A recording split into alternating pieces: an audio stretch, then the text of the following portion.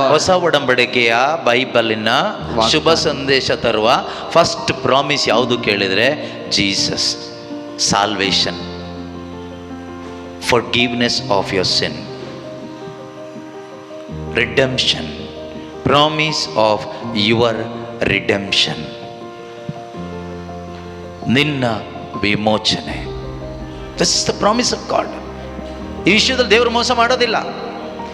ಈ ವಿಷಯದಲ್ಲಿ ದೇವರು ಮೋಸ ಮಾಡೋದಿಲ್ಲ. ಹಾಗಾದರೆ ನಿನ್ನ ವಿಶ್ವಾಸಕ್ಕೆ ಆಧಾರ ಈ ವಾಗ್ದಾನ ಆದರೆ ನಮಗೇನು ಅನುಭವಿಸ್ಬೋದು ಕೇಳಿದರೆ, ಈ ಲೋಕದಲ್ಲಿ ನಾವು ಜೀವಿಸುವಾಗ ನಮಗೆ ರಕ್ಷಣೆಯ ಆನಂದವನ್ನು ಅನುಭವಿಸ್ಬೋದು. You can experience the joy of your salvation as you are living in this world, sinful fallen world. As you are living in this sinful fallen world, you can experience great joy, great Joy.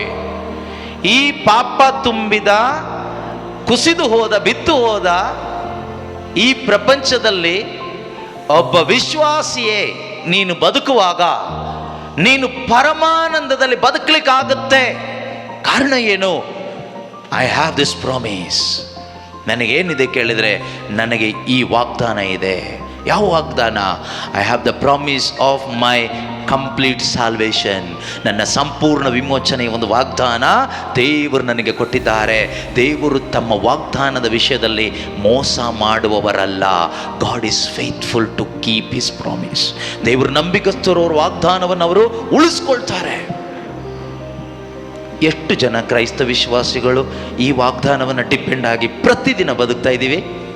ಪ್ರತಿದಿನ ಇದನ್ನು ಹೇಳಬೇಕು ಅಂತ ಇಲ್ಲ, but the focus of our life is this promise, ಈ ವಾಗ್ದಾನ.